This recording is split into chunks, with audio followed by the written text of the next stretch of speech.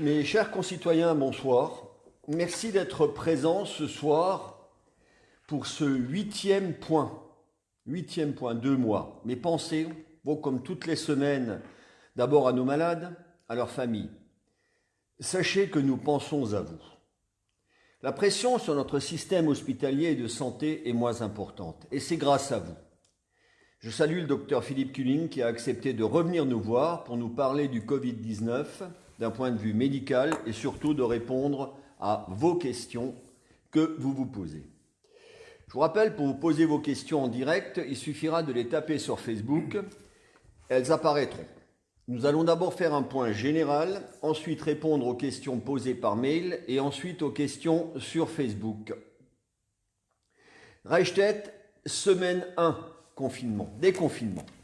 Nous restons malheureusement une région rouge, c'est-à-dire où le virus circule, moins qu'avant, mais où la tension sur notre service hospitalier est encore importante. Alors effectivement, depuis lundi 11 mai, l'ensemble de nos commerces a rouvert ses portes et vous pouvez circuler librement, sans attestation, dans un rayon de 100 km autour de votre domicile, sans pour autant pouvoir franchir la frontière.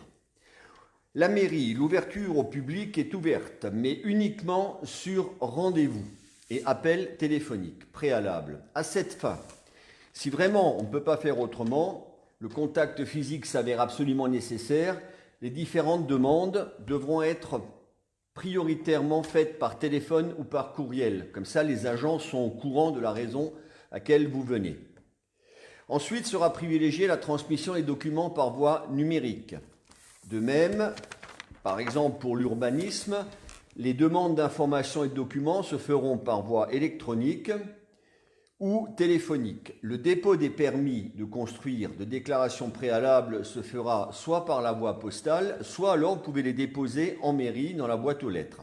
Ou alors déposer directement dans les services après avoir pris rendez-vous dans la bannette située dans le hall. Ces documents seront mis malheureusement en quarantaine pendant 24 heures. En cas de nécessité, le public peut venir en mairie, dans le hall de la mairie, mais à raison de 2 personnes au maximum, et devra se désinfecter les mains avec le gel hydroalcoolique mis à disposition directement à l'entrée. S'il veut déposer les documents, il les déposera à l'accueil dans les bannettes mises à disposition par les services. Les dossiers, comme je l'ai dit tout à l'heure, seront mis en quarantaine. Malheureusement, nous ne ferons plus de photocopies pour le public jusqu'à nouvel ordre. Le public, lorsqu'il pénètre dans le hall de la mairie, devra obligatoirement porter un masque qui ont été distribués. Des masques jetables peuvent néanmoins être mis exceptionnellement à votre disposition. L'accès au bureau des services est interdit au public. La réception de ce dernier se fera à l'étage dans un bureau spécialement affecté et qui sera systématiquement désinfecté. Une protection plexi a été mise en place en bas dans le hall et qui permet d'avoir une sécurité pour nos agents. Au niveau de la médiathèque maintenant, la médiathèque pour l'instant a rouvert ses portes mais vous ne pouvez pas chercher de documents. Par contre, les retours des livres empruntés se fera du mardi au vendredi de 10h à 12h et de 13h à 17h. À ce moment-là, vous aurez des chariots qui sont prévus à cet effet au niveau de la porte verte rue du Miguet. Je compte sur votre discipline. Nous avons besoin d'abord de récupérer les livres qui seront ensuite mis pendant 9 jours en quarantaine.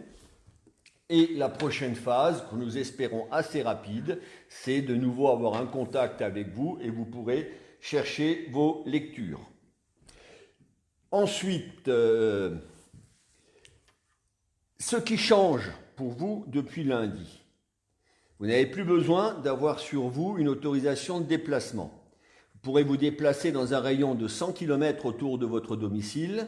Vous pouvez aller voir votre famille et vos amis et vous pouvez faire des rassemblements inférieurs à 10 personnes en respectant bien sûr les gestes barrières. Notre point sur l'EHPAD, l'Arc-en-Ciel. Le conseil départemental nous a doté de 400 masques chirurgicaux et de 10 litres de gel hydroalcoolique. Nous avons eu différents dons, notamment des surblouses, des masques, par les entreprises. Et c'est vraiment très sympa, il faut le dire, parce que c'est vraiment une chaîne de solidarité. Et je tiens notamment à souligner quand même aussi des blouses en tissu qui ont été faites par une association strasbourgeoise de couturières, Over the Blues, et également une petite main reichstétoise qui a fait des calots en tissu, Madame Gomez, que je remercie vivement. Nous avons admis 2 personnes à caractère urgent à l'unité de vie protégée. Elles ont été possibles grâce aux tests PCR négatifs qui ont été faits sur l'ensemble du personnel et sur l'ensemble des résidents. Les nouveaux résidents qui viennent de rentrer à l'EHPAD sont placés en quatorzaine stricte. Nous avons les autres unités à l'étage qui ont également à nouveau été testées pour le Covid et heureusement, nous n'avons aucun cas à déclarer. Un petit sourire quand même, le retour des géraniums sur nos balcons pour le plus grand plaisir de nos résidents. Merci beaucoup au personnel municipal. Deuxième point qui nous préoccupe, l'ouverture des écoles, du périscolaire et de la crèche. Depuis jeudi, nous accueillons 2 groupes de CM2 de 7 élèves, chacun répartis dans 2 salles. À partir de lundi et pour 2 jours, 2 autres groupes de CM2 seront accueillis, portant ainsi le nombre à plus de 27 enfants accueillis pour leur scolarité, avec une alternance tous les 2 jours. Ceci en respectant strictement le protocole sanitaire mis en place par l'Éducation nationale. Je tiens à remercier l'ensemble des participants, enseignants bien sûr, mais aussi tout le personnel communal qui, grâce à son implication sans faille, a permis cette reprise en douceur. Les premiers enfants de CM2 intégreront le périscolaire à partir de lundi. À partir du 25 mai, les CP, voire les CE1 en fonction du nombre, rentreront en classe. Début juin, reprise de l'ensemble des nouveaux élémentaires et après concertation des enseignants, la classe de grande section maternelle, ce qui n'était pas prévu, mais qui après une discussion, un débat, pourra également se faire. Par contre, il n'y aura pas de rentrée pour les moyens et les petits de l'école maternelle. Je rappelle que c'est une base de volontariat que les parents envoient leurs enfants à l'école. Le téléenseignement sera bien sûr poursuivi par les enseignants.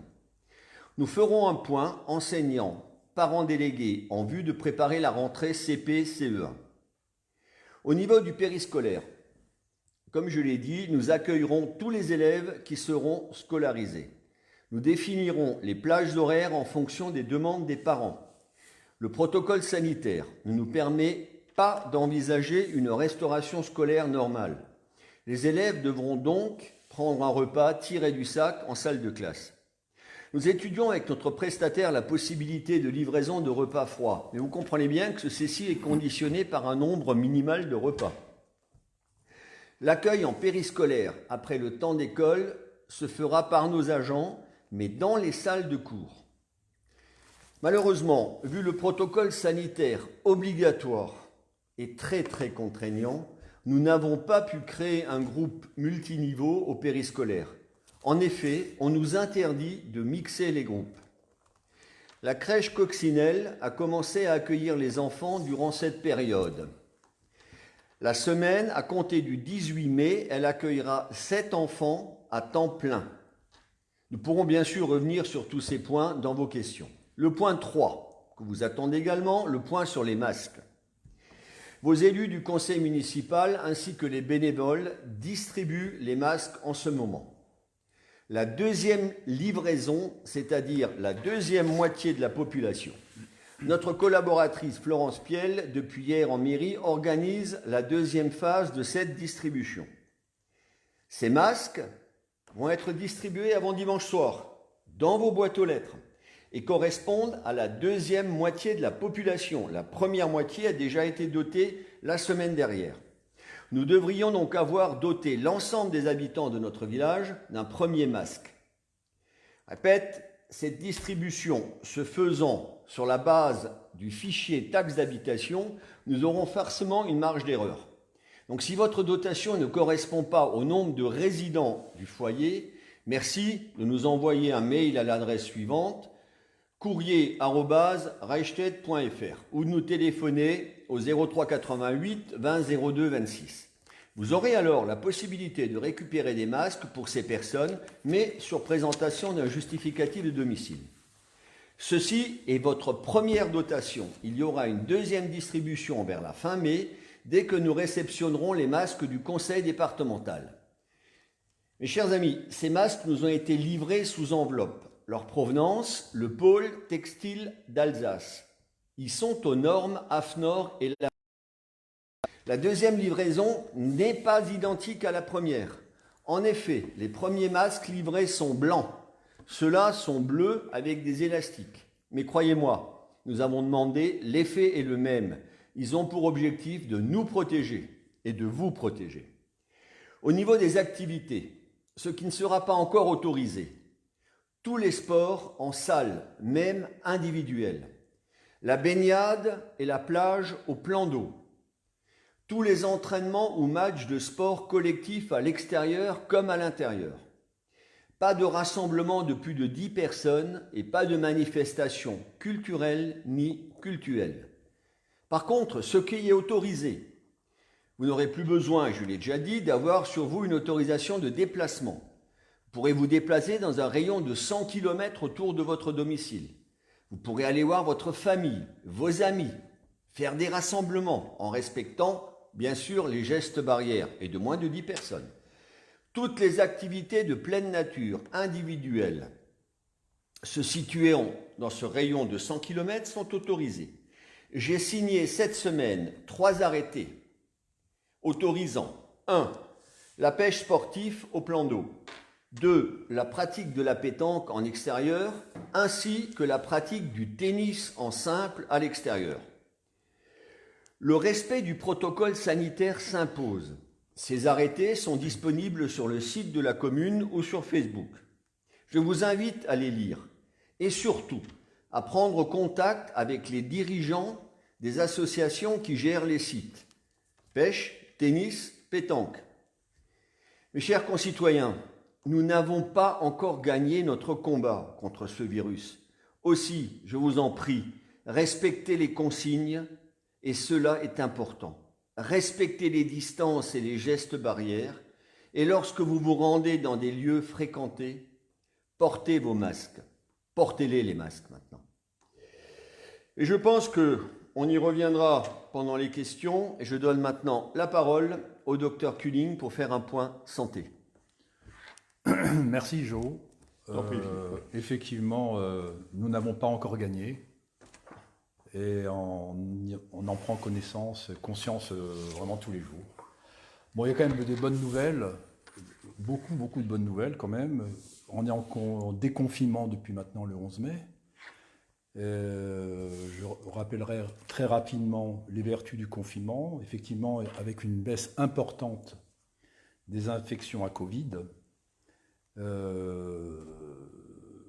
Et aussi, par incidence, une baisse importante des cas graves et des réanimations. Le confinement a aussi des effets un peu négatifs, puisque au dernier chiffre, moins de 5% de la population française est immunisée, ce qui n'est pas beaucoup. On est très loin de l'immunité générale. Bon alors, le déconfinement, depuis le 11 mai, le médecin généraliste est en première ligne, si tu veux, puisque nous devons détecter les cas de Covid-19. Alors j'invite tous les patients de Reichstett, enfin tous les patients potentiels, je dirais, à se signaler auprès de leur médecin traitant au moindre signe, c'est-à-dire maux de tête, fièvre, toux, perte du goût, perte de l'odorat. Ce sont des signes effectivement positifs, même si des fois ils ne sont pas très apparents. Donc j'invite toutes ces personnes à se manifester auprès de leur médecin. Le médecin traitant, à ce moment-là, fera faire un test PCR au laboratoire qui est près de la commune. Je signale qu'au Parlement ont été dressées des tentes où les tests PCR sont faits. Oui, c'est ça, oui. Mais alors, ces tests PCR qui sont faits au Parlement, c'est sur les sujets, disons, contact. Ce n'est pas sur les sujets symptomatiques. Les sujets symptomatiques sont encore prélevés dans les laboratoires à Modolsheim ou ailleurs, dans des conditions d'hygiène strictes. Donc le médecin traitant fera une petite enquête en respectant, et j'insiste là-dessus parce que les médecins ont été très exigeants, en respectant l'anonymat des contacts. Alors contact au niveau de la famille, parce qu'il y a des foyers familiaux, et contact auprès des amis, au niveau du travail, dans les 48 heures avant le PCR, donc avant le dosage éventuellement viral, et il fallait que le contact soit supérieur ou égal à une demi-heure. Donc chaque personne avec une personne infectée, pendant une demi-heure, 48 heures avant, fera partie de ce listing. Le listing, après, est pris en charge par ce qu'on appelle les fameuses brigades. C'est ça, oui, les brigades. Alors les brigades, bon, c'est un nom un peu guerrier, hein, c'est vrai. Hein. Bon, oui, nous sommes en guerre, paraît-il. Donc les brigades, ce sont des personnels de la CPAM et des personnels peut-être des ARS qui vont monter une enquête pour, localiser ces contacts et leur procéder aux tests. Alors, c'est une procédure très asiatique, mais qui a montré ses preuves à Hong Kong, au Japon, etc. Donc, le duo test-dépistage est très important pendant le déconfinement. D'accord. Donc, ça servira à isoler les foyers. Alors, un rapide mot au niveau local. Depuis le confinement et le déconfinement, après enquête au niveau de mes collègues médecins généralistes, nous avons une baisse très importante des cas d'infection au niveau du village. La dernière semaine, effectivement, a été vraiment... franchement, il n'y a pas eu grand monde. Hein, des sujets présumés infectés avec des tests négatifs. Donc, actuellement, c'est le calme plat. Mais je mettrai beaucoup de tempérance là-dessus parce que, pourquoi ? Si les mesures de déconfinement ne sont pas bien suivies, nous aurons les premières contaminations à partir de la semaine prochaine. En comptant 5 à 6 jours d'incubation, le petit rebond, s'il a lieu, aura lieu la semaine prochaine. J'invite, mais avec insistance, toutes les personnes de Reichstätt et des villages environnants à bien respecter les mesures barrières. J'invite tout le monde à porter le masque dans les endroits confinés. On voit encore trop de personnes qui font les courses à droite à gauche et qui ne portent pas de masque. C'est malheureux parce qu'ils se mettent en danger eux-mêmes, ils se mettent en danger les autres, et en fin de compte, ils risquent encore un confinement, hein, malheureusement. Voilà, je pense que j'ai tout dit. Oui. Hein, On a quelques questions quand même qui t'attendent. La première, elle a déjà été posée à ton confrère la semaine dernière. Et c'est aujourd'hui, malheureusement, on a déploré un décès d'un enfant de 9 ans de la maladie de Kawasaki. Et c'est vrai qu'il y a un papa là qui s'inquiète. Il a un enfant de 9 ans. Qu'est-ce qu'il risque par rapport au Covid ? Est-ce que maintenant il y a un lien qui existe ou pas encore ? Alors, la maladie de Kawasaki, c'est une maladie qui arrive effectivement chez les enfants, les jeunes enfants. Hein. Et c'est une maladie où on trouve beaucoup de cas en Asie, d'où le nom Kawasaki. C'est une maladie, on n'en sait pas trop l'origine, qui attaque le réseau vasculaire de l'enfant. Donc, d'habitude, ça se passe très bien, mais dans un pourcentage très faible de cas, l'enfant peut décéder d'une infection cardiaque, un arrêt cardiaque. Mais c'est très rare, c'est exceptionnel. C'est très rare. Hein. Et ce décès est imputable à ce fameux orage immunitaire qu'on a déjà décrit dans le Covid. Dans le Covid, hein, c'est ça, oui. Voilà. Donc, il faut savoir que les cas sont exceptionnels, sont très rares, et que dans la majorité des cas, quand ils sont détectés, parce qu'il y a eu quelques cas quand même en France, ils sont guéris, en général. Alors les cas, effectivement, quand ça fait la une de la presse, il y a eu un garçon de 9 ans, malheureusement aujourd'hui. Effectivement, c'est à déplorer, mais ce sont des cas quand même très très rares. Je voulais dire un mot sur les masques, Oui, tout à fait. localement. Parce que dans la presse fait l'écho que nos personnes infection de longue durée pouvaient se faire délivrer des masques, donc prescription médicaments et aller les chercher à la pharmacie. Or, c'est très difficile parce que les masques, on n'en a pas à la pharmacie. Les pharmacies nous disent que les masques seront peut-être là la fin du mois, pas avant. D'accord. Donc ne vous précipitez pas encore dans les pharmacies, les masques ne sont pas là, même si dans la presse on dit qu'on peut les prescrire en ALD, chez les gens qui ont des polypathologies. D'accord. Alors une autre question, je crois qui est un peu récurrente. Les personnes testées négatives peuvent-elles quand même être positives par après? Alors, est-ce que plus ou moins, on comprend un peu la question, est-ce que la fiabilité des tests, où il y avait quand même encore il y a quelques semaines une marge d'erreur importante, est-ce que cela s'est amélioré ou pas? On en est toujours au stade de la marge d'erreur importante. Alors bon, je ne vais pas rappeler, parce que tout le monde sait, il y a deux formes de tests. Vous avez le test PCR, qui est là pour détecter le virus dans les fosses nasales pharyngées. C'est les couvillons qu'on vous met au fond de la gorge, c'est très désagréable. Effectivement, ce test, il est bien pratiqué, montre la présence de virus ou pas, mais au moment même où on le pratique. Il peut y avoir des faux négatifs, bien sûr, et le laboratoire, d'ailleurs, nous demande bien que s'il y a persistance des signes, on peut refaire ce test. D'accord. Donc, c'est quand même relativement rare. Puis, vous avez les tests sérologiques. 3-4 semaines après une infection, le laboratoire peut procéder à un test sérologique qui montre des anticorps. Des anticorps de deux sortes, des anticorps précoces ou un peu plus tardifs. Il y a aussi des faux négatifs. D'accord. Donc oui, ça rentre dans une fourchette de 5 à 10% actuellement. Les tests sont de plus en plus fiables, mais malheureusement, il y a des faux négatifs. Mais on ne peut pas s'amuser à reproduire éternellement les tests. C'est pour ça que nous demandons aux gens qui ont eu des signes d'infection de pratiquer ce test sérologique pour voir s'ils l'ont eu ou pas, ou ils sont des anticorps. Par contre, nous avons une demande importante de personnes qui ont cru déceler une petite fatigue, un petit rhume, etc., etc. On pratique les tests, effectivement, les tests sont négatifs. D'accord. Ça, c'est un peu l'impression qu'ont les gens. Donc, les tests sont de plus en plus fiables, mais les tests qui vont être procédés actuellement, ça va être les tests PCR, pour voir si les gens sont contaminés ou pas. Une autre question là, qui fait un petit peu l'actualité, Sanofi.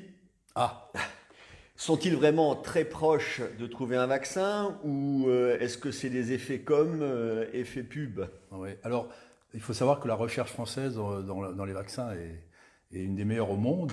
Il y a l'Institut Pasteur qui travaille sur un vaccin, avec peut-être beaucoup moins de moyens que Sanofi. Sanofi travaille aussi sur un vaccin. Et effectivement, le PDG de Sanofi est un anglo-saxon. Alors, ce qui fait c'est ça, voilà. En fin de compte, il a quand même privilégié les États-Unis.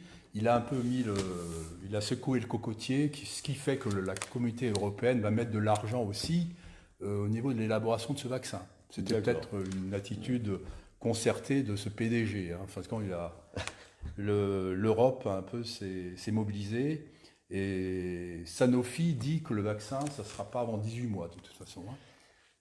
C'est long. C'est long.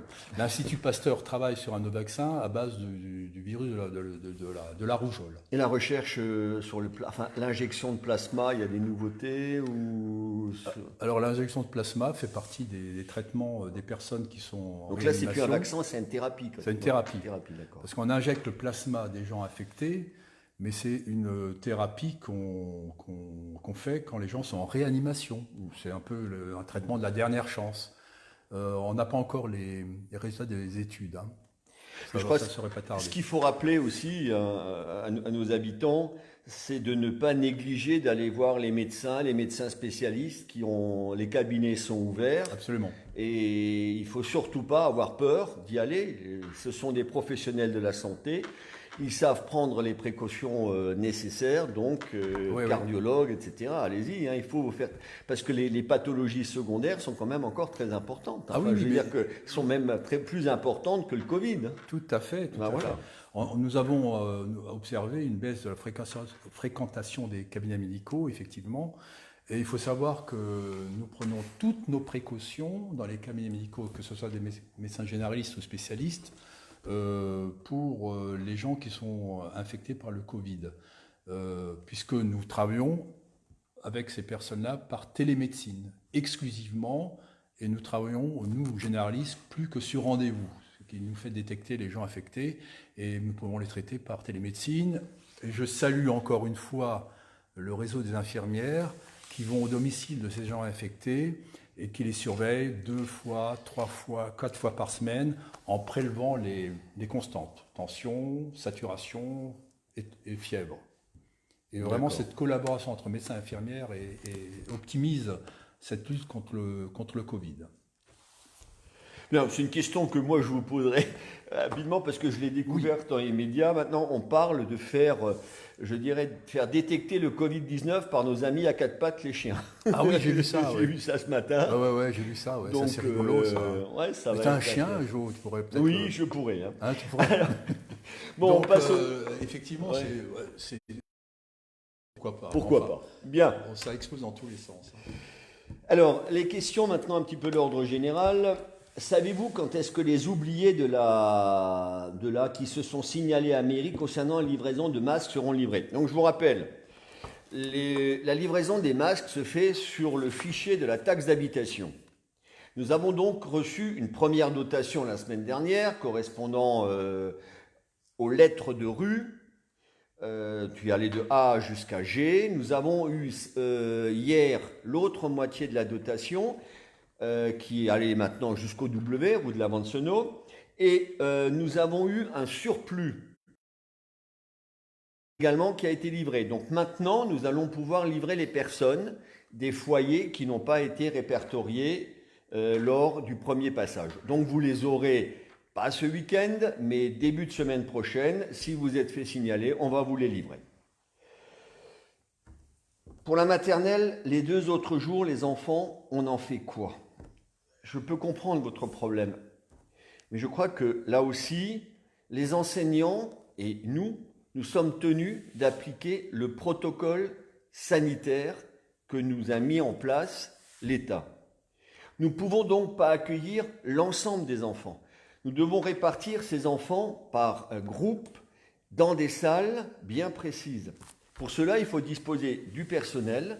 C'est-à-dire que nous avons tout fait pour rendre les conditions les plus optimales possibles, mais c'est sûr, malheureusement, nous ne pourrons pas accueillir l'ensemble, et notamment l'ensemble des enfants de maternelle grande section, en même temps. Il faudra donc décaler. On a choisi l'option 2 jours, 2 jours.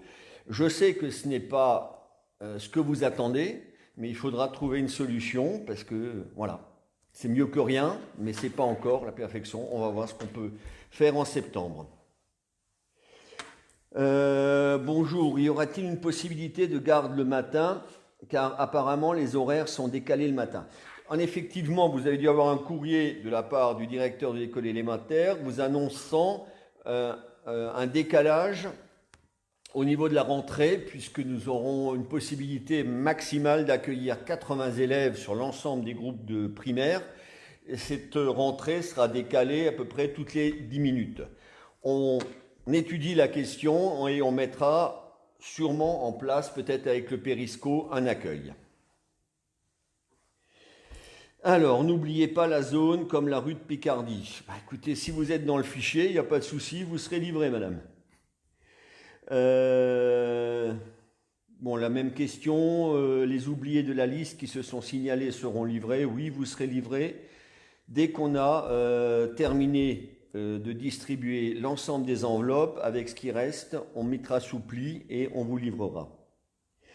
Alors, il n'y a plus de service postal au Leclerc, notamment suite au confinement, donc plus de service postier à Reichstett. Y aura-t-il un retour d'un bureau service de poste sur Reichstett?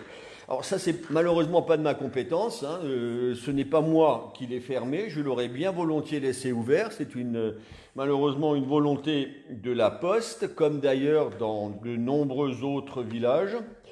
Le déconfinement est en cours. Normalement, le service postal à Leclerc devrait reprendre, mais également, il faut savoir que pendant le confinement, on a eu un service postal qui a été réduit vraiment au minimum. Donc là, on devrait reprendre une normale et également, on devrait de nouveau avoir ce service postal à Leclerc.